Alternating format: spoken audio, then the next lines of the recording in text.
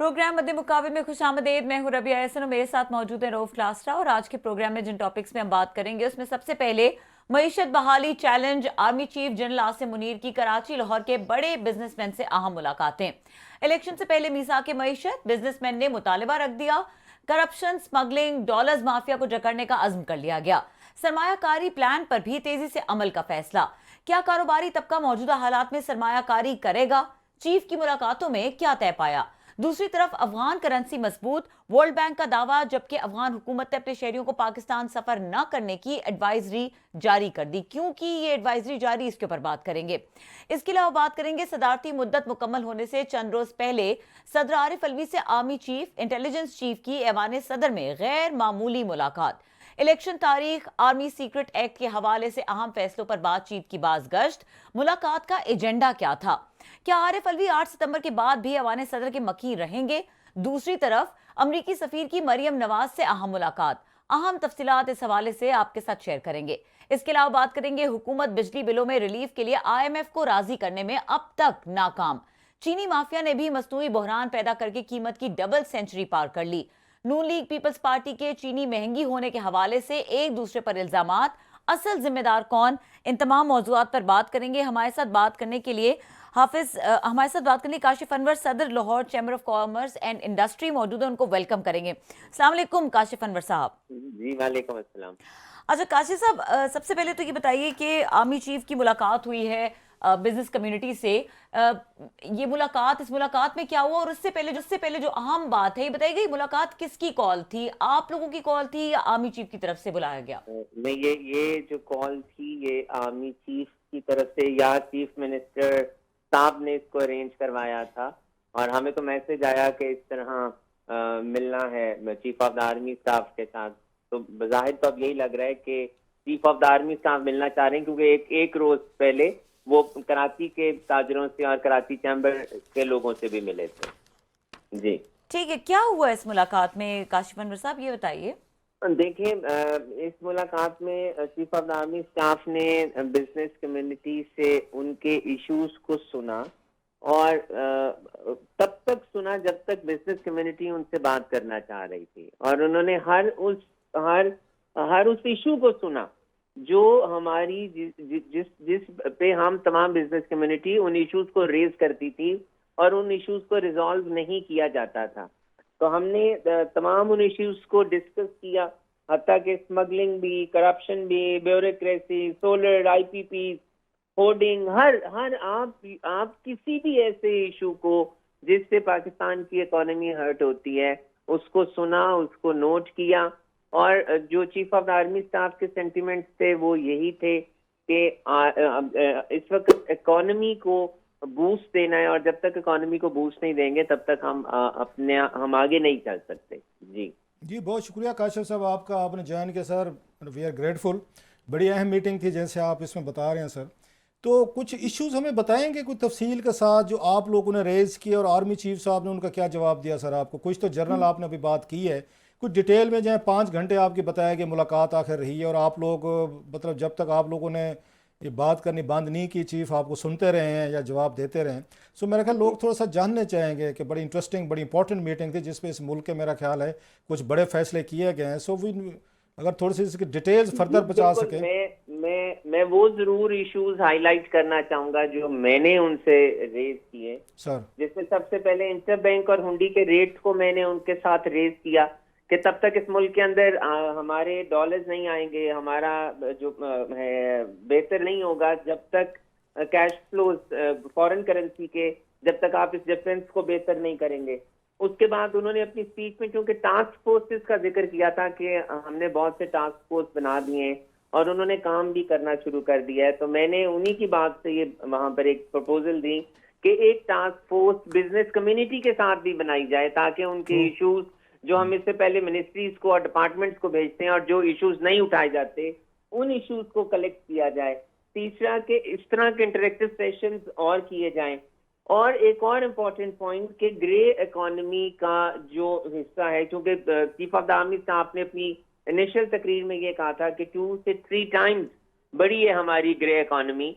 तो अगर मैंने वहां से ही कहा कि अगर जब तक हम उसको, और मैंने कहा जी हमारा ये मुतालबा भी है कि उस इकोनॉमी को जो अनडिक्लेयर्ड सेक्टर है, जब तक वो डिक्लेयर्ड नहीं होगी तब तक वो कंट्रीब्यूट नहीं करेगी हमारी इकोनॉमी में। और एक आखिरी बात जो मैंने उनसे की वो मैंने ये की कि सर हमें इलेक्शंस नहीं चाहिए जब तक आपकी तमाम पॉलिटिकल पार्टीज एक पेज पे नहीं बैठती और चार्टर ऑफ इकोनॉमी को साइन नहीं करती और ये फैसला नहीं करती कि इस मुल्क को आगे कैसे लेके जाना है। और बिजली के बिलों की बात की कि सर इस वक्त जो सबसे बड़ा इशू है वो बिजली के बिलों का है, आपकी इंटरफेरेंस बहुत जरूरी इसमें चाहिए।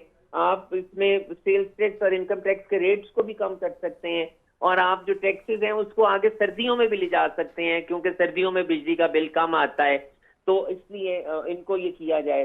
तो मैंने तो ये बातें की, बाकी बिजनेस कम्युनिटी ने और इश्यूज को हाईलाइट किया। जी अगर आपकी मेमोरी साथ दे रही हो, आई होप कि सर माशाल्लाह कामयाब बिजनेसमैन है सर, अल्लाह आपको मजीद तरक्की दे। कुछ आपको याद तो होगा कुछ और लोगों ने क्या क्या बातें की सर? जी जनरल बिल्कुल, साहब को। मैं बिल्कुल बता देता हूँ। वहां सर पर लॉ एंड ऑर्डर की पोजीशन की बात हुई और एक जो बहुत जरूरी बात chief of the army staff ने की वो स्पेशल इन्वेस्टमेंट फैसिलिटेशन काउंसिल की बात की कि इस्लामी ममालिक के साथ हम वो पैसे लाना चाह रहे हैं और तकरीबन $100 बिलियन वो इंशाल्लाह आ जाएंगे। और सऊदी अरब और यूएई के साथ बात हो गई है, बाकी 2 इस्लामिक ममालिक के साथ भी हो रहे हैं और उन ममालिक के साथ शायद इस्लामिक बॉन्ड्स भी बनने को जा रहे हैं। फिर एसओईज की बात हुई, हत्ता के टर्फ की बात उन्होंने की कि पैसे ले रखे हैं और वो नहीं दे रहे। मीडिया की नेगेटिविटी पे भी बात हुई कि क्यों नेगेटिव न्यूज शो की जाती हैं सिर्फ रेटिंग के लिए। अफगानिस्तान ट्रांजिट ट्रेड की बात हुई, आईएमएफ की बात हुई, कंसिस्टेंसी ऑफ पॉलिसीज की बात हुई, सोलर की बात हुई, आईपीपी के व्हीलिंग चार्जेस की बात हुई, स्मगलिंग, करप्शन, ब्यूरोक्रेसी की बात हुई। हर वो एस्पेक्ट जिस पे बात होनी चाहिए, आपके कंसिस्टेंसी ऑफ पॉलिसीज पे बात हुई, टैक्सेस पे बात हुई। उन्होंने ये भी कहा कि हर एक को अपना ड्यू टैक्स अदा करना होगा और इस पे जो उस पे उनका बहुत कंसर्न था, जो डॉलर का इंटरबैंक का रेट का डिफरेंस है उस पे भी उन्होंने कहा कि बहुत जल्दी कुछ होने को जा रहा है। तो ये इस तरह से बात। अच्छा, आपने बड़ी तफसील से बड़ी खूबसूरत और बड़ी कम्प्रिहेंसिव चीज़ें बताई हैं। अभी आपने बात की इनकी यहाँ पर कि इलेक्शन वाली बात कि आपका ख्याल था कि इलेक्शन अभी नहीं होने चाहिए जब तक इकॉनमी ठीक ना हो जाए। इस पे आर्मी चीफ का क्या जवाब था उनका? देखें, वो पॉइंट्स नोट कर रहे थे, सबके पॉइंट्स नोट कर रहे थे।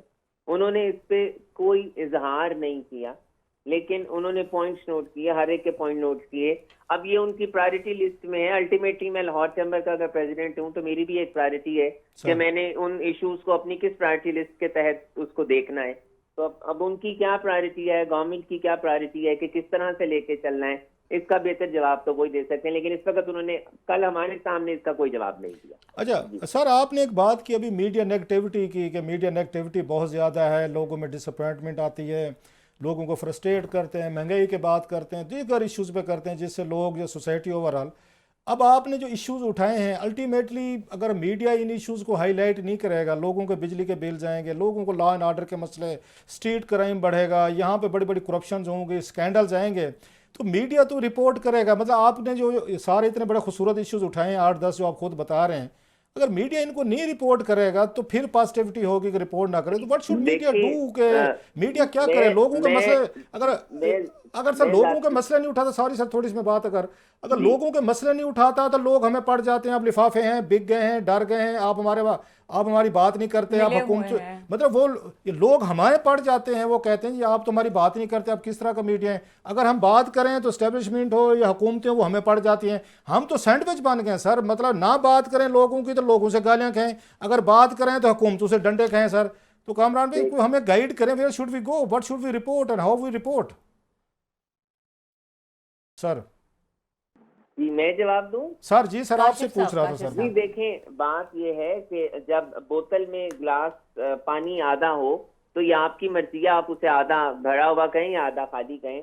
अब मुझे नहीं पता कि बैक ऑफ द माइंड में चूंकि बाकी इश्यूज रेज हुए, मैं तो इश्यूज की बात कर रहा हूँ कि एक इशू मीडिया की भी बात हुई वहां पर, तो अब उनके जहन में क्या आइडिया था, उन्होंने क्यों उसको पॉइंट आउट किया, जिस तरह उन्होंने बाकी चीजों के भी पॉइंट आउट किया। उन्होंने ये बात भी की कि कोई दूसरा मुल्क इस मुल्क में इन्वेस्टमेंट करने को इसलिए तैयार नहीं है क्योंकि हर्डल्स बहुत हैं। और उसमें उन्होंने कहा कि इसीलिए SIFC को उन्होंने वन विंडो ऑपरेशन के तहत बनाया है। अब इस बात को भी नेगेटिव भी लिया जा सकता है, पॉजिटिव भी लिया जा सकता है। अब उनके जहन में क्या था वो मैं दिमाग तो नहीं पढ़ सकता, लेकिन जो इश्यूज रेज हुए वहां पर वो मैंने आपके सामने रख दी हैं कि उनका पॉइंट ऑफ व्यू क्या था वो मुझे नहीं पता। मतलब आप ये कह रहे हैं कि ये नेगेटिविटी, मीडिया नेगेटिविटी की बात आर्मी चीफ साहब ने की है, ताजरू ने नहीं की, आप ये कह रहे हैं? देखें वहां पर ये बात हुई और बिल्कुल आर्मी चीफ साहब ने की। मतलब मीडिया की परफॉर्मेंस से खुश नहीं थे जो मीडिया का इस वक्त? मैंने ये नहीं कहा कि वो मीडिया की परफॉर्मेंस से खुश नहीं थे, मैंने ये कहा कि ये बात वहां पर जरूर हुई कि जो नेगेटिव दिया जाता है, कुछ चीजें दिखाई जाती हैं, उस पे भी बात हुई बाकी इश्यूज के साथ साथ। राइट। अच्छा सर, कुछ ये भी आ रहा है कि मैं ये देख रहा था कोई मुझे रिपोर्टर्स वगैरह ने ये भी रिपोर्ट हो रहा था कि कुछ उन्होंने सियासतदानों के नाम भी लिए, जिसमें परवेज़ खटक साहब का, असद कैसर का, इमरान इस्माइल का, महमूद खां का, कि देखें जी कल को ये क्या लोग थे और आज देखें माशाल्लाह अरबपति बन चुके हैं। कोई इस पे सियासतदानों की करप्शन पे? देखिए जब आप डिस्कशन कर रहे होते हैं और चूंकि 3 से 3.5 घंटे की डिस्कशन हुई, अब डिस्कशन में बहुत सी बातें डिस्कस होती हैं।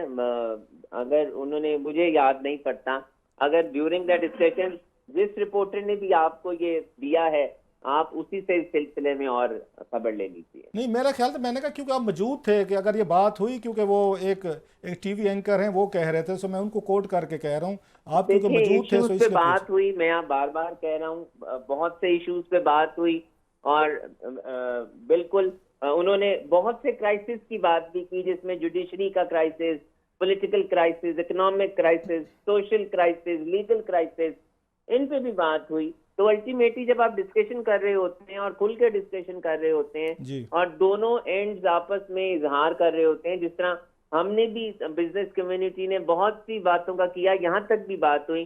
जब स्मगलिंग की बात हुई तो ये भी कहा गया कि देखें स्मगलिंग से आती है तो बॉर्डर्स पे वो कैसी चीज अंदर आ जाती है, तो इसको नेगेटिव भी लिया जा सकता है, इसको पॉजिटिव भी लिया जा सकता है। बात ये है कि उन्होंने भी कहा कि बिल्कुल स्मगलिंग हो रही है, अफगान ट्रांजिट ट्रेड के तहत भी हो रही है। ये तमाम इश्यूज जो हमारी इकोनॉमी और हमारा जो टैक्स बेस नहीं बढ़ रहा, उन तमाम इश्यूज को डिस्कस किया गया, हाईलाइट किया गया, नोट डाउन किया गया। अच्छा काशिफ साहब, माजी में भी मुलाकातें होती रही हैं आर्मी चीफ्स की बिजनेस कम्युनिटी से, और स्पेशली जब क्राइसिस सिचुएशन होती है।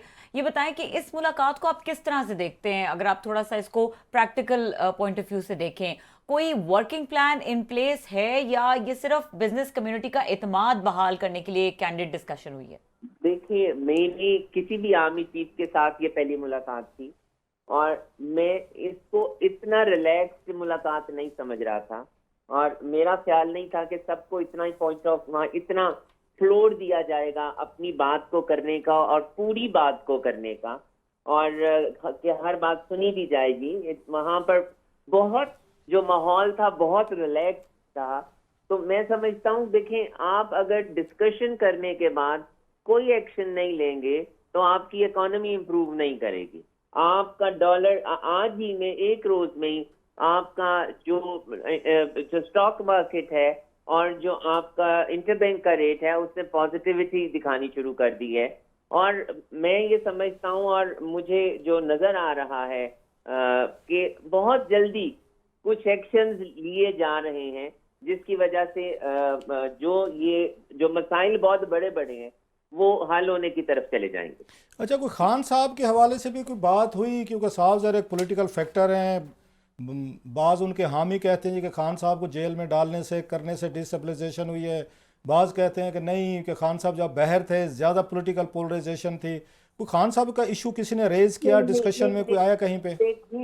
इट वाज वेरी पॉजिटिव और मेरा नहीं ख्याल कि कोई ऐसी बात बहुत तफसील से हुई हो या किसी भी पॉलिटिकल लीडर के खिलाफ किसी ने भी बात की हो, ऐसा कुछ नहीं था।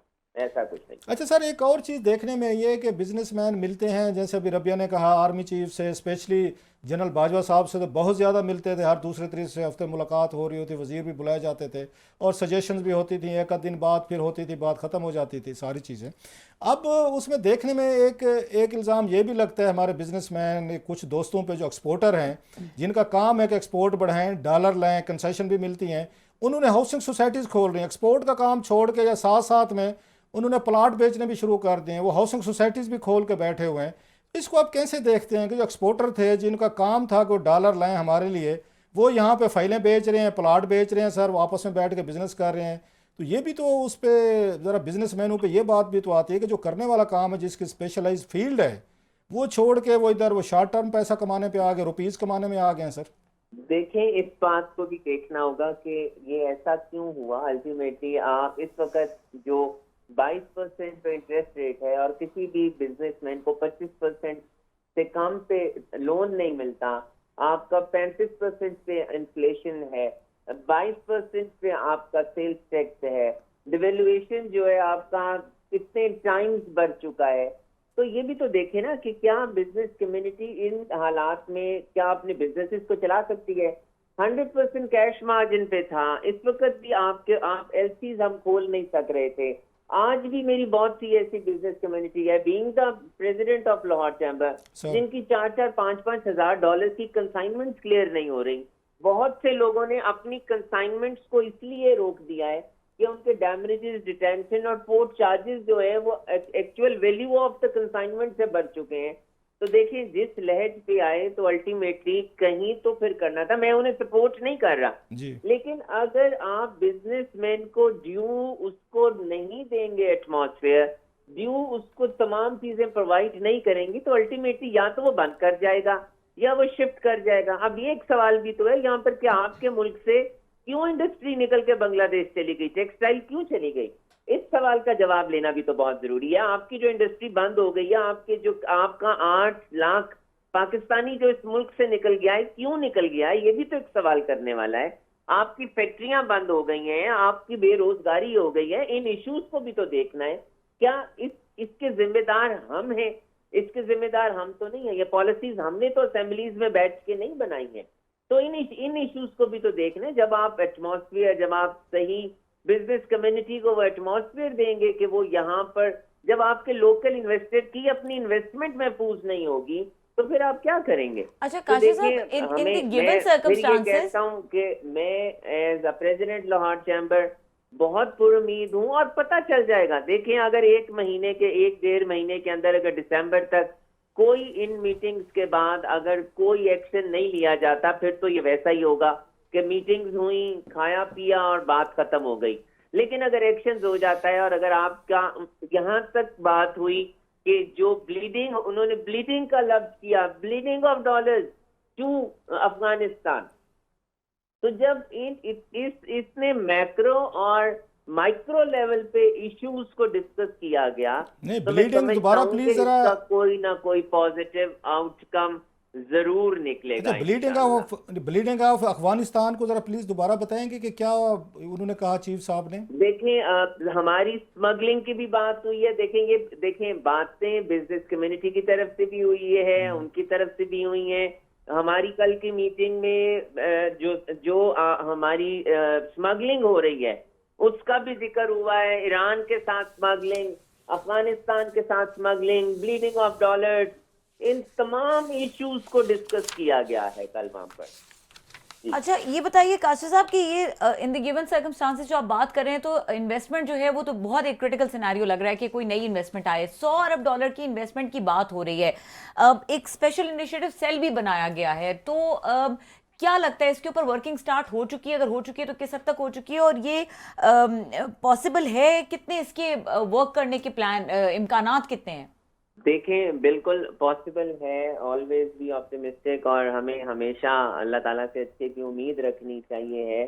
और यहाँ तक भी ऑफर हुई तमाम बिजनेस कम्युनिटी को कि अगर कोई चैम्बर्स, एसोसिएशन चाहती हैं कि SIFC के ऊपर उनको ब्रीफिंग दी जाए, तो उन्होंने कहा कि ब्रीफिंग बिल्कुल मिल सकती हैं उनको। वो बताया जाए कौन सी चैम्बर्स, कौन सी एसोसिएशन SIFC पे ब्रीफिंग लेना चाह रही हैं, और एक बात वहाँ की गई कि ये सिर्फ फॉरेन इन्वेस्टर्स के लिए नहीं है, ये लोकल इन्वेस्टर्स के लिए भी है, और लोकल इन्वेस्टर्स भी इसमें इन्वेस्टमेंट कर सकते हैं।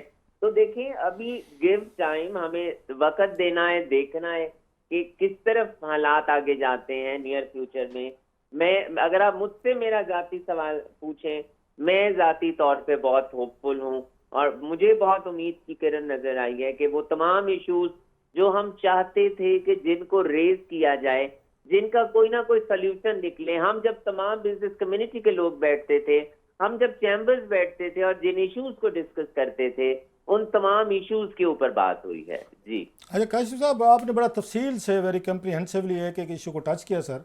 अभी आपने बात की कि यहाँ पे बिज़नेस के जो सर्कमस्टांसेस हैं, कंडीशंस इतनी वो हो रही हैं, वो फ्रेंडली नहीं है, जिसकी वजह से वो छोड़ कर जाए। लेकिन हमने माजी में भी देखा है सर, खान साहब के दौर में स्पेशली, कि हम यहाँ 55 बिलियन से या 60 बिलियन डॉलर की इंपोर्ट थी। वो मोस्टली जो बिजनेसमैन ही कर रहे होते, ताजर कर रहे होते हैं, वो 80 अरब डॉलर तक लेके गए थे, और हमारे रिसोर्सेज जो थे वो 60 अरब डॉलर के करीब थे, रेमिटेंसेज और एक्सपोर्ट मिला के।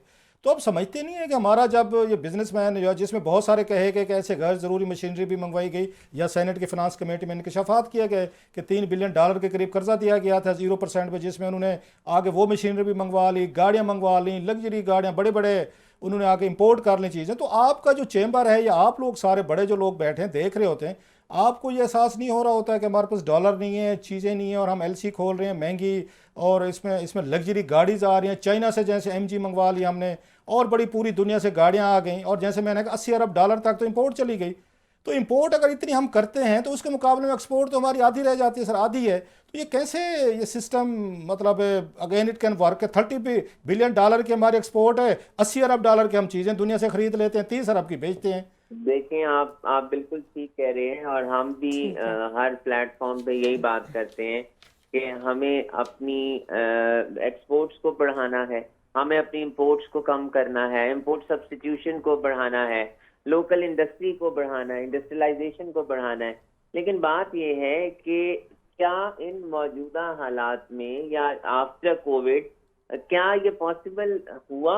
अब इंटरनेशनल सर्कमस्टांसेस भी तो आप देखिए ना, कि आपकी रशिया और यूक्रेन की वॉर हो रही है, आपका कोविड के बाद तमाम मेटल्स से उनकी प्राइसेस इतनी इंक्रीज कर गई कि वो भी रीच से बाहर हो गई, हमारी अपनी करेंसी डिवैल्यू कर गई। ये बात आपकी बिल्कुल ठीक है कि गैर जरूरी हमें इंपोर्ट्स को तर्क करना चाहिए, ये हमारी बिजनेस कम्युनिटी को चाहिए कि ऐसी इंपोर्ट्स ना की जाएं। लेकिन बात ये है कि ये पॉलिसीज तो गवर्नमेंट ने बनानी है ना जी। आपकी, अगर मैं आपकी ये जो कार मैन्युफैक्चरर्स हैं उन्हीं की बात कर लूं, कि उन्होंने तो यहाँ पर अपनी वहाँ, ये तो असेंबली यहाँ पर कर रहे हैं, उन्होंने तो यहाँ पर मैन्युफैक्चरिंग करनी थी, उन्होंने यहाँ पर तमाम चीजों को यहाँ पर बनाना था, लोकल इंडस्ट्री से लेना था, ताकि आपकी वो इंपोर्ट कम हो।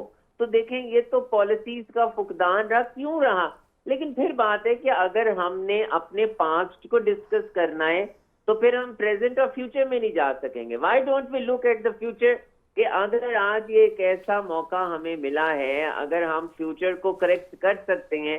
मेरा आप ही से सवाल है कि पिछले 75 सालों में हमारे, अब आप जो सबसे ज्यादा हम अफेक्ट हुए हैं ये क्लाइमेट चेंज की वजह से, हमारा कई बिलियन डॉलर्स का पानी, कई बिलियन डॉलर्स का हमारी ज़राअत का जानी नुकसान हो गया, मवेशियों का नुकसान हो गया। हमने आज भी क्यों कुछ नहीं किया? अब हम वाटर स्केर्स होने के लिए जा रहे हैं, क्यों आज भी हमने कुछ नहीं किया? ये बहुत से सवाल हैं। देखिए, अगर नहीं हुए, हम आज भी कर लें, हमें आज भी अपने वाटर रिजर्वॉयर्स पे जाना है, हमें डैम्स पे जाना है, हमें इन तमाम चीजों को देखना है। तो मैं समझता हूँ कि इज नेवर लेट, लेकिन अगर हम कुछ नहीं करेंगे तो then it will be very late. अच्छा सर, लास्टली सर, आपने बड़ा कम्प्रिहेंसिवली सर हमें चीज़ें बताई।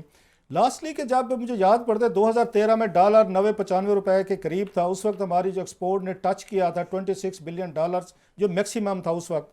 अब जब हम 250-300 रुपए तक पहुंच चुके हैं और हमारी जो एक्सपोर्ट है वो 30 अरब डॉलर पे है, सो हमने 200 रुपीज़ मजीद अपना रुपीज़ डिवेल्यू करके अगेंस्ट, तो अभी तक हम 5 अरब डॉलर बढ़ा चुके। तो आप क्या समझते हैं कि हमारी इंडस्ट्री में या एक्सपोर्ट इंडस्ट्री में ये कोई कैपेसिटी नहीं है? 30 billion is again maximum of dollar को, जितना उसके अगेंस्ट आप इस रुपीज़ को गिराते जाएं, कोई फ़ायदा नहीं है। 30 अरब डॉलर से हम ऊपर नहीं जा सकते। 26 अरब डॉलर हमने 90 रुपए पे कमा लिए थे, तो 300 रुपए पे हम 30 पे खड़े हुए हैं। तो इसके बाद कैपेसिटी नहीं रहेगी, हमारे पास कोई इंडस्ट्री इस काबिल नहीं है कि इसको 30 से 60 पे ले जाए, 60 से 90 पर ले जाए। तो फिर डिवेल्यूएशन तो जीरो है, ये तो मीनिंगलेस चीज़ है सर, फिर तो कोई फायदा नहीं हुआ। हमें अपने किबले को दुरुस्त करना है सर। हमें इस तरफ जाना है कि हमें लोकल इंडस्ट्री को इनकरेज करना है, हमें वैल्यू एडिशन पे जाना है। अगर हम अपने देखें, एक और बहुत बड़ा जो फैक्टर आया कि हम ज़राई मुल्क हैं और हम ज़राअत से ही पीछे हट गए।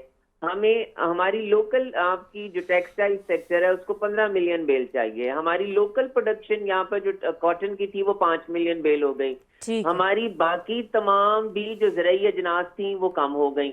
हमने कॉटन को खत्म करके शुगर केन लगाना शुरू कर दिया। अब बात ये कि इस साल बहुत उम्मीद की जा रही है कि जो 5 मिलियन बेल्स पे हमारी जो कॉटन की चली गई थी प्रोडक्शन, वो दोबारा 10 मिलियन बेल्स के ऊपर चली जाएगी। अब अल्टीमेटली उससे भी हमारे इंपोर्ट को फर्क पड़ेगा। देखें, फिर वही बात है, हमें प्रायोरिटीज को सेट करना है। हम तमाम रॉ मटेरियल्स को इंपोर्ट कर रहे हैं। ये स्टील मिल का जो हाल है, क्या ये मेरी वजह से हुआ है? हमारे रेलवे का जो हाल है, क्या ये मेरी वजह से हुआ है? आपके PIA का हाल है, क्या वो बिजनेस कम्युनिटी की वजह से हुआ है? देखें, जब आप पॉलिटिकल फैसले करेंगे और जब आप 10 की जगह पे 100 मुलाजमीन रखेंगे तो अल्टीमेटली वो फिर ऐसा ही होगा। देखें, हमें अगर बिजनेस कम्युनिटी को अपने आप को करेक्ट करना है तो फिर स्टेट को भी अपने आप को करेक्ट करना है। स्टेट को भी अपने एक्सपेंडिचर को आप ठीक कह रहे हैं सर, आप बिल्कुल ठीक कह रहे हैं। Agree with your observation. एक और बात है सर, अभी आपने एग्रीकल्चर की बात की, काटन की सर, आप ये देख लें, अभी 2 मिनट पहले आपसे ये बात हो रही थी कि एक्सपोर्टर ने जब ज़मीनें खरीद के वहाँ पे सरिया, सीमेंट, बिजली और हाउसिंग सोसाइटीज़ खड़ी करना शुरू करेंगे तो आपकी वीट की भी आपकी अब प्रोडक्शन कम हुई है, आपकी शुगर केन की भी हुई है, आपके साथ में आपकी काटन की भी हुई है, दालों की, इवन गंदम की। हमने 2021 में 10 अरब डॉलर की हमने इंपोर्ट की थी, क्योंकि सारी आपकी ज़मीनें जो हैं वो तो एग्रीकल्चर में लेते जा रहे हो, सारे बिजनेसमैन आते हैं। एक चीज़। दूसरा, क्या हमारे टेक्सटाइल वालों ने कभी उन्होंने आके इसमें जो सीड की वैरायटीज़ थी, उन्होंने रिसर्च सेंटर जो थे काटन के थे या वीट के थे, दीगर थे, तो उन्होंने कभी उनमें रिसर्च में जाकर इन्वेस्टमेंट करने की कोशिश की कि यहाँ से सीड की इनकी क्वालिटी बेहतर की जाए, रिसर्च बेहतर कीजिए? मतलब आप लोगों से मुराद है कि आपके टेक्सटाइल वालों ने कभी उस किसान को सपोर्ट ही नहीं दी, उन्होंने कोई रिसर्च सेंटर कायम नहीं किए। वो किसान तो आज भी धोती में खड़ा हुआ है सर, उन्होंने 2-2, 4-4 मिलें लगा लिए हैं उन्होंने टेक्सटाइल वालों ने सर। तो किसान की जिंदगी में तो कोई फायदा नहीं, बिकॉज के वैल्यू एडिशन जो आपने बात बिल्कुल ठीक की, हमारा बिजनेसमैन तो साइड पे किया नहीं, वो तो कंसेशन देखता रहा, ड्यूटी फ्री दे दें, बिजली फ्री दे दें, गैस दे दें, मुझे टैक्स रिटर्न ये वापस कर दें, वो जो मिलने चाहिए थे, फेयर एनफ। तो आप लोगों ने भी तो एग्रीकल्चर में इन्वेस्टमेंट नहीं की सर, आपने भी किसान का साथ नहीं दिया सर। आप बिल्कुल ठीक कह रहे हैं, मैं आपकी बात को नेगेट नहीं कर रहा। मैं तो फिर ये कह रहा हूँ कि पॉलिसीज का फुकदान था। हम उस तरह से पॉलिसीज अडॉप्ट नहीं की गई जिस तरह से पॉलिसीज को अडॉप्ट किया जाना चाहिए था। हमें इंपोर्ट को खत्म करना था। और मैं एक और बात बताऊं, देखें, मशीनरी की इंपोर्ट, रॉ मटेरियल्स की इंपोर्ट अपनी लोकल इंडस्ट्री को चलाने के लिए साथ साथ करनी जरूरी थी, लेकिन ये भी बहुत जरूरी था कि वो तमाम इंडस्ट्री यहाँ पर एस्टेब्लिश होती। और आप बिल्कुल ठीक कह रहे हैं कि एग्रीकल्चर में हमें राइस की नई वैरायटीज पे काम करना था।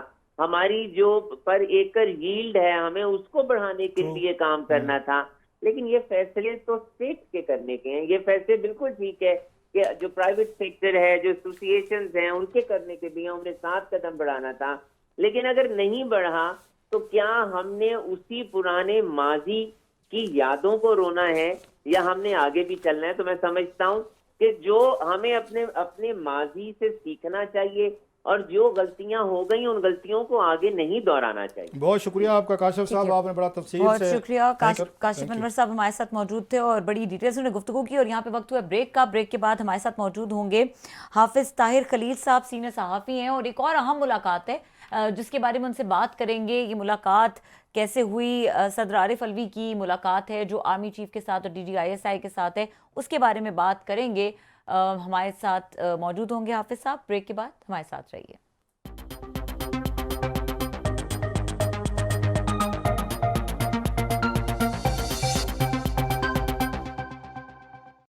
Welcome back. और हमारे साथ मौजूद है सीनियर सहाफ़ी हाफिज ताहिर खलील साहब, उनको वेलकम करेंगे। अस्सलाम वालेकुम सर। सलाम। जी जी। अच्छा, हाफिज ताहिर खलील साहब, ये बताइए कि एक और बड़ी अहम मुलाकात है जिसके बारे में बातचीत हो रही है। सदर आरिफ अलवी की आर्मी चीफ और DG ISI के साथ ऐवान सदर में ये मुलाकात हुई। क्या डिटेल्स हैं इस मुलाकात की, कुछ जरा तफसील से हमें बताएंगे? देखिए, ये मुलाकात इसलिए बड़ी इंटरेस्टिंग थी कि पाकिस्तान में जो सिचुएशन चल रही है, इलेक्शन होंगे नहीं होंगे, डेट कब आएगी, कौन डेट देगा, फिर इसके अलावा दूसरा जो ये पॉलिटिकल पार्टीज का रोल क्या होगा, कौन सी पॉलिटिकल पार्टी PTI के साथ क्या ताल्लुकात जा रहे हैं, तो इस सारे बैकग्राउंड में ये जो दो इम्पोर्टेंट शख्सियात की मुलाकातें हुई हैं, ये बड़ी अहमियत की हामिल थी। और ये इस लिहाज से भी अहमियत की हामिल थी कि आर्मी चीफ की कबल अजीम मुलाकात हुई थी पिछले साल 17 नवंबर को, जब उनका 27 नवंबर को जब उन्होंने चार्ज दिया था। और इससे पहले आर्मी ISI चीफ की मुलाकात 22 अगस्त को हो चुकी थी। तो और फिर एक और ये था कि प्रेसिडेंट साहब का टेन्योर जो है वो खत्म हो रहा है 8 सितंबर को। तो ये भी बात चल रही थी कि क्या प्रेसिडेंट जो है वो इस्तीफा देने वाले। लेकिन सबसे इम्पोर्टेंट इसमें जो फैक्टर था वो ये स्पेकुलेशन थी, और ये सुबह से चल रही थी कि आज प्रेसिडेंट कोई स्पेशल अनाउंसमेंट करने वाले हैं। ये तो हमें पता था कि ये स्पेकुलेशन है, और हम अलर्ट भी थे इस बारे में कि क्या हो सकती है।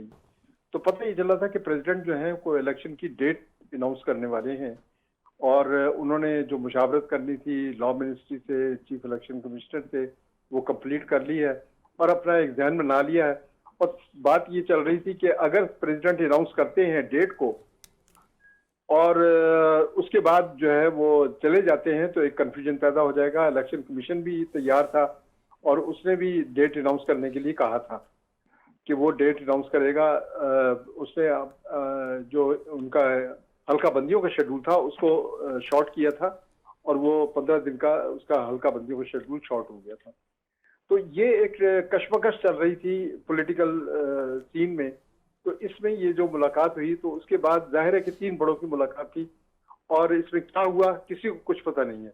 लेकिन जो मंजरनामा चल रहा है उसमें हम बहुत कुछ देख भी सकते हैं और तवक्को भी कर सकते हैं कि एक तो यह है कि प्रेसिडेंट जो है वो डेट अनाउंस नहीं हुई, और बल्कि जो मेरे ज़राए हैं वो ये कंफर्म कर रहे हैं कि सूरत हाल काफ़ी हद तक डिफ्यूज हुई, और अब शायद वो डेट अनाउंस नहीं करेंगे प्रेसिडेंट। ये सर आपने बड़ा तफसील से हाफिज साहब बताया। आप हमारे इस्लामाबाद के one of the most senior आप जर्नलिस्ट हैं। मैं मतलब ज़ाती तौर पर साफ ज़र में जानता हूँ। बहुत सारी exclusive stories, scoop and inside stories आपके क्रेडिट पे हैं। ये खबर ये मार्केट में आ रही थी, लेकिन आपने जिस तरह इसकी कंफर्मेशन करके ये उसके ऐवान सदर के ज़राए से स्टोरी ब्रेक की थी, so it's your credit of course. तो सर अभी आपकी बातों से लगा है कि ये 8 तारीख को मतलब 3 दिन बाद रिटायर हो रहे हैं। आज 5 होने वाली है, तकरीबन 4 है, इस वक्त रात को बदल जाएगी। लेकिन वो शायद अब रिटायर नहीं होंगे और कंटिन्यू करेंगे। नहीं, मतलब यह कि पहले कहा जा रहा था कि जब तक नई असेंबली नहीं आती, नया प्रेसिडेंट नहीं आता, he will act as a president. So no, he will continue as the president. बिल्कुल। वो देखिए, एक तो ये है कि पहले तो ये चल रहा था कि वो शायद इस्तीफा दे दें, और लेकिन इलेक्शन की डेट अनाउंस करने के बाद, ताकि कंफ्यूजन पैदा हो जाएगा और उसके बाद फिर सुप्रीम कोर्ट ने फैसला करना था। तो वो शायद अब इस्तीफा नहीं दे रहे और अपनी कंटिन्यूशन जो है उनके रहेगी, ताकि जो सिस्टम है उसमें कोई इबाहम पैदा ना हो। आप ये कह रहे हैं सर, हाफिज साहब आप ये कह रहे हैं, बड़ी अहम बातें कह रहे हैं। So I am compelled to ask certain question sir. आप ये कह रहे हैं कि अगर इलेक्शन जिसका कहा जा रहा है कि 6 महीने बाद होंगे, मे बी मार्च में, तो प्रेसिडेंट साहब मार्च तक कंटिन्यू करेंगे? प्रेसिडेंट साहब उस वक्त तक देखें, नहीं, ये इलेक्शन जो है वो मार्च फरवरी से आगे जा नहीं सकते, क्योंकि सेनेट जो है, ठीक है, वो सेनेट का इलेक्शन होना है और 11 मार्च से पहले पहले सब कुछ ये असेंबलियां कंप्लीट होनी चाहिए। अगर सेनेट का इलेक्शन भी डिले हो गया तो फिर सेनेट भी एक रिडेंडेंट अदारा बन जाएगा। तो पाकिस्तान में जमहूरियत जो है वो तो बड़े क्वेश्चन उस पर उठ जाएंगे कि यहाँ ना कोई। अच्छा, पहले ये सोचा जा रहा था, ये पहले खबरें आ रही थी हाफिज साहब कि शायद ये प्रेसिडेंट साहब को कहा जाए कि आप 8 तारीख को घर जाएं। Sir thank you very much, you serve the nation very well, fair enough. तो उसके बाद ये संजरानी साहब, सादिक संजरानी साहब जो हैं, बीइंग इस चेयरमैन सेनेट, इनको चार्ज दे दिया जाएगा एक एक्टिंग प्रेसिडेंट का टिल असम्बलीज जो हैं। तो आप समझते नहीं है कि इस्टेब्लिशमेंट जो है वो ज़्यादा सादिक संजरानी साहब पे ट्रस्ट करती है रादर दैन को taking any risk with Arif Alvi साहब। तो अलवी साहब जो हैं, क्या हम कह सकते हैं आपकी इन बातों के बाद वो कंटिन्यू करेंगे? तो अब वो इस्टेब्लिशमेंट के वफादार रहेंगे? खान साहब से उन्होंने अपनी साइड्स उन्होंने स्विच कर ली हैं, अश्योरेंसेस दे दिए हैं, गवाहियाँ ज़मानतें दे दी हैं कि अब मैं अच्छा बच्चा बन के जैसे मुझे कहा जाएगा मैं वैसे करूँगा, मैं कोई आपके लिए प्रॉब्लम क्रिएट नहीं करूँगा। ये अश्योरेंसेस इस तरह की कोई दी जा चुकी हैं जिसके बाद फैसला हुआ है कि 8 के बाद कंटिन्यू करेंगे? प्रेसिडेंट ये जानते हैं कि अगर वो ऑफिस को कंटिन्यू करते हैं तो बहुत सी राहत जो है, जो बहुत सी फैसिलिटीज जो हैं वो मिल सकती हैं। मैंने प्रेसिडेंट फजल इलाही का इंटरव्यू किया था। अच्छा, वो उस वक्त किया था। आप इतने पुराने लगते नहीं है, वैसे मैंने आपकी उम्र बताई नहीं है, मैं बता दूं तो लोग यकीन नहीं करेंगे, मुझे तो है अंदाजा। लगते माशाल्लाह यंग है, अल्लाह आपको सलामत रखे। जी सर। जब वो जाने वाले थे, वो मैं इंटरव्यू करने के लिए गया था प्रेसिडेंट फजल इलाही का सर, और प्रेसिडेंट फजल इलाही से मैंने क्वेश्चन ये किया था, ये आप सुना है कि इस्तीफा दे रहे हैं? उन्होंने कहा मैं इस्तीफा नहीं दूंगा, मैं अभी कंटिन्यू करूंगा क्योंकि भुट्टो साहब का फैसला मैंने करना है। अच्छा, जब ये बात ऊपर तक पहुंची है और ये छपी है खबर जी, और लीड थी ताबीर की, मतला जल्द साफ हो जाएगा। तो फिर क्या हुआ सर? की, और उसके बाद जो है जब लेकिन जब इस्टेब्लिशमेंट को मालूम हुआ कि ये कंटिन्यू करेंगे और ये सजा के बारे में, भुट्टो की सजा के बारे में फैसला देने वाला है कोई, तो उनको फारिग कर दिया गया। ये कब की 78 की बात है मेरा ख्याल, 1978? नहीं जी, 79 की बात है। 79, ओके। अच्छा जी जी। भुट्टो साहब को उसका ट्रायल चल रहा था या सजा हो चुकी थी? सजा हो चुकी थी, उनकी नजरसानी की अपील चल रही थी। अच्छा, और सुप्रीम कोर्ट ये इसलिए बैठे हुए थे कि अगर नजरसानी की अपील फारिग हो जाती है, उनको सजा हो जाती है, तो हतमी फैसला प्रेसिडेंट को करना होता है। उस वक्त एडवाइस की बात नहीं थी कि प्रेसिडेंट जो है प्रेसिडेंट की एडवाइस पे अमल करेगा। तो मतलब यह है कि उन फजल हक साहब, जवाबदेही इख्तियार था उस वक्त। आपका जो इंटरव्यू था, अगर सदर साहब थोड़ी सी एहतियात अप्लाई करते तो भुट्टो साहब की बरसी पिटीशन या पार्डन जो है वो उस वक्त सदर फजल इलाही कर सकते थे, लेकिन in the heat of emotions he shared his mind कि मैं ये करूंगा, सो ही वाज सेंट होम। और उसके बाद वो फारिग हो गए। अगले दिन उनको जो है कह दिया गया था कि आप जाएं, छुट्टी करें। हालांकि जनरल जियाउल्लाह खुद उनके पास गए थे रिक्वेस्ट लेकर कि आप कंटिन्यू करें और आप हमारे प्रेसिडेंट हैं। मतलब है आपके इंटरव्यू ने एक बड़ा, मैं फर्दर डिटेल में नहीं जा रहा, it created lot of issue. अच्छा, इस तरह मुमकिन है कि खान साहब के आगे भी केसेस आ रहे हैं, एक में सजा हुई है अगरचे मुत्तल हुई है, फिर साइफर में सुनने आ रहे सजा हो रही है, तो अलवी साहब किसी स्टेज पे? अलवी साहब कुछ नहीं कर सकते इसमें। देखिए, इस वक्त जो अलवी साहब हैं वो प्राइम मिनिस्टर की एडवाइस के पाबंद है, जो भी लॉ मिनिस्ट्री से आएगा उस पर लिखने के पाबंद हैं। लेकिन और एक चीज अगर मैं ऐड करूं, जो रेमिशन होती हैं वो भी सवाबदीदी नहीं है।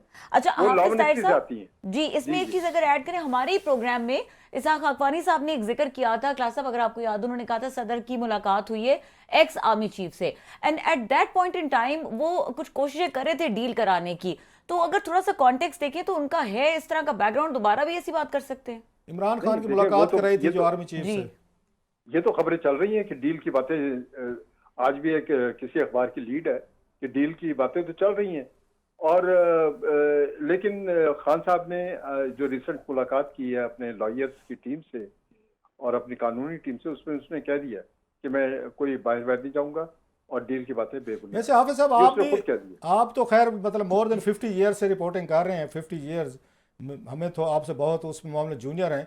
आप समझते हैं कि हम सहाफ़ी भी ऐसे मौक़ों पे ख्वाहिश को ख़बर बना लेते हैं, हम अपनी तरफ से खबर मतलब हम सोच लेते हैं कि ऐसा हो रहा होगा, ऐसी चीज़ें हो रही होंगी, डील हो रही होगी, बातचीत, ताकि हमें भी रोज़ ना कोई ना कोई खबर चाहिए। हम बाज़ ख्वाहिश को खबर तो बनाते होते हैं, हालांकि जो हालात हैं इस वक्त वो तो कहीं से डील वाले नहीं लगते। कुछ भी नहीं है, कोई डील नहीं हो रही। हाँ, देखिए, बात यह है कि जब हमें हमारे खबरों के सोर्सेज खत्म हो जाते हैं तो फिर हम स्पेकुलेशन की तरफ जाते हैं। नहीं, फिर ख्वाहिश की तरफ जो है खबरें बन जाती हैं, फिर ख्वाहिश खबर बनती है हमारी सारी। वही ना, जब हमारे पास सोर्सेज खत्म हो जाते हैं तो फिर ख्वाहिश खबरें बनती हैं। अच्छा, इसके कितने चांसेस हैं हाफिज साहब के कल को खान साहब को अगर साइफर में या दीगर मुकदमात में होती है, तो अलवी साहब जो हैं अब तक उन्होंने, हमने देखा है कि उन्होंने 1.5-2 सालों में उन्होंने वही कुछ किया है जो उनको पीटीआई कह रही थी कि ये बिल रिजेक्ट कर दें, हलफ ना लें, उनका उन वज़ीर आज़म का हलफ ना लें, उसका उसका वज़ीरों का ना लें, उनके आसिम साहब जनरल साहब की समरी पे साइन से पहले खान साहब ने कहा जी मुझसे मशवरा करें, उसके बाद ऑफिशियल सीक्रेट एक्ट का कहते हैं जी मैंने सिग्नेचर ही नहीं किया ना आर्मी एक्ट पे किए हैं, तो करते तो वही कुछ रहे हैं जो उनको खान साहब या पार्टी कहती रही है। तो अब क्या, नहीं सर मैं थोड़ी सी एक मिनट सर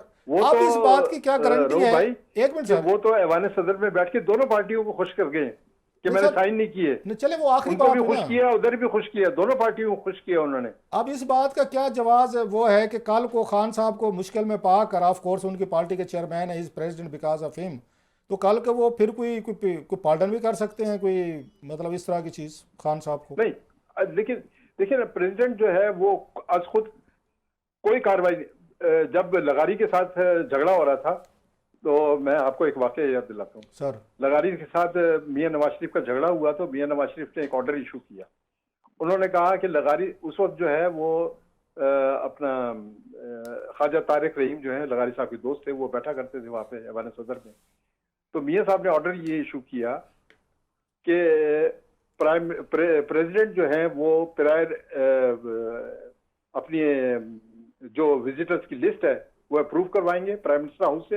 अच्छा। और किसी से नहीं मिले।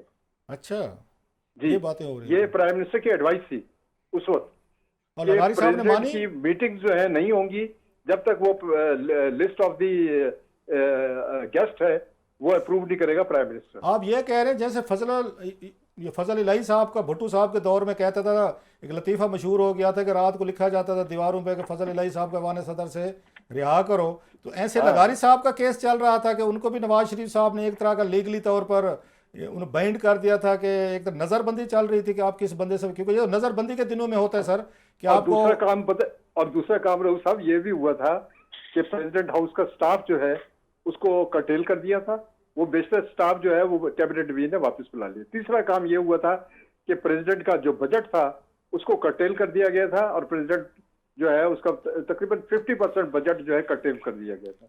ये नवाज शरीफ साहब कर रहे थे। ये देखिए, ये सैकड़ों ऐसे हरबे हैं जो इस्तेमाल हो सकते हैं और जो ब्यूरोक्रेसी है या एस्टेब्लिशमेंट है वो इस्तेमाल करती है। अच्छा ये बताइए, अभी पिछले दिनों ये आया है, वाकया आया है कि खबरें आ रही थी, आप अंदर के खबरें रखते हैं कि प्रेसिडेंट साहब ने अपनी तनख्वाह बढ़ाने की बात की है कि 8 लाख से 12 लाख की जाए सर। 8 लाख से 12 लाख वो तो खबर आ रही थी सर, 3 गुना ज्यादा मांग रहे हैं। अच्छा कितनी 24 लाख मांग रहे हैं? हाँ जी, वो तो तीन तनख्वाहें मांग रहे हैं साथ। उनका रेज मांग था, उनका ये ख्याल था कि वो जाएंगे, रिटायर हो जाएंगे तो उसी हिसाब से उनको पेंशन भी ज्यादा मिलेगी, उनका ये ख्याल था। अब शायद इंटरेस्टेड ना हो वो। नहीं आप, अच्छा क्योंकि आप कंटिन्यू करेंगे इसलिए आप तो कंटिन्यू कर रहे हैं ना, अब तो कोई मसला नहीं। अच्छा मतलब रिटायरमेंट पे कह रहे थे कि मुझे रिटायर, आपकी खबर ये है कि 24 लाख रुपए आप बता रहे हैं वो तनख्वाह चाहते थे कि मुझे जाते हुए मेरी ये सैलरी होनी चाहिए ताकि मुझे पेंशन मिले। इसके अलावा भी बहुत सारे उनको सरकारी ताहयात मिलते हैं ना जी, कि उनको प्राइवेट सेक्रेटरी फ्री है, फिर उनको गाड़ी घर मिलता है सर, गाड़ी फ्री मिलती है, इस्लामाबाद में फर्निश्ड मकान मिलता है प्रेसिडेंट को। मतलब उनके साथ और भी तो बेशुमार बरात मिलती है ना, खाली ये सिर्फ एक चीज तो नहीं है। एक कहते हैं क्योंकि आप you are witness to history, ये भी कहा जाता है हाफिज साहब कि फरूक लगारी साहब ने पहले ये रेजिस्ट करने का फैसला किया था कि एक मैं इनको नवाज शरीफ साहब के खिलाफ रेजिस्ट करूंगा, प्राइम मिनिस्टर थे तो इम्पीचमेंट होती है तो हो जाए, तो किसी ने कहा था कि सर अगर इम्पीचमेंट होगी तो ये पर्क्स प्रिविलेज तनख्वाह, ये घर गाड़ियाँ ताहयात मरात ये नहीं मिलेंगी, सो डिसाइडेड टू क्विट। आपकी क्या सर इन्फॉर्मेशन है? आप तो या गुलाम गर्दिश में फिरते रहे सारी उम्र। वो तो उस वक्त प्रिविलेज कमेटी में बुला रहे थे जी, और उसके खिलाफ प्रिविलेज मोशन मूव हो गया था प्रेसिडेंट लगारी के खिलाफ।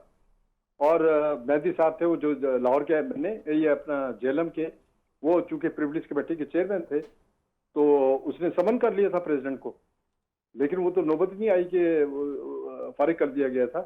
तो लेकिन देखिए बात यह है कि प्रेसिडेंट ऑफ पाकिस्तान जो है वो कभी इम्पीच नहीं हुआ पाकिस्तान की हिस्ट्री में, इसलिए कि प्रेसिडेंट ऑफ पाकिस्तान उस वक्त तक अपनी सीट पर रहता है जब तक इस्टेब्लिशमेंट और दीगर अदारे उसके साथ हैं। अगर वो अदारे नहीं है तो एक दिन भी अपनी सीट पे नहीं रह सकता। एक अच्छा आपने अभी इलेक्शन, केयर टेकर हो खा वो रेगुलर या मुंतखब हो। अभी आपने इलेक्शन की बात की सर, तो वो चीफ इलेक्शन कमिश्नर ने तो उनको मिलने से इनकार किया प्रेसिडेंट साहब को, क्योंकि वो चाह रहे थे कि आप आएँ मेरे साथ कंसल्टेशन करें, मैंने अपनी डेट देनी है। तो सिग्नल तो चला गया था उनको प्रेसिडेंट साहब को कि उनकी अब इदारे जो हैं वो नहीं सुन रहे, और चीफ इलेक्शन कमिश्नर ये सिकंदर सुल्तान राजा साहब जो हैं ये रिफ्यूज टू मीट हिम। ठीक है। नहीं, ये तो बिल्कुल, ये तो पहले भी उनकी मुलाकातें तय थी, और ये तो जब पीटीआई के दौर में उनकी तो इतनी तलखलामी हो चुकी है चीफ इलेक्शन कमिश्नर की कि वो 2 दफा तो उठ के आ गए थे वहां से। नहीं, ठीक है, क्लास प्रोग्राम जी जी प्रोग्राम का यार वक्त हाफिज खत्म साहब हो बड़ी गया। खबर दे रहे थे इसी वक्त की लड़ाई हो अच्छा। गई थी वो प्रेसिडेंट साहब की और चीफ इलेक्शन कमिश्नर। एक आध मिनट में सर जी जरा बता 30 दें। सेकंड है। जी जी जी सर जी बता चलिए मैं फिर बताऊंगा इसकी तफसील आता। चले आपसे बिल ले लेंगे। देखा आपने टेम्पो तोड़ दिया हाफिज साहब की इतनी बड़ी। मैं क्लास साहब मुझे पीछे से कहा जा रहा है चलो कि ठीक ब्रेक है, लेते, चलो, हमने ब्रेक हाफिज भी साहब नहीं को ली फिर पकड़ बल्कि। लेंगे, जी, फिर पकड़ लेंगे। और यहाँ पे प्रोग्राम का वक्त खत्म। देखने के लिए शुक्रिया, इजाजत दीजिए, अल्लाह हाफिज।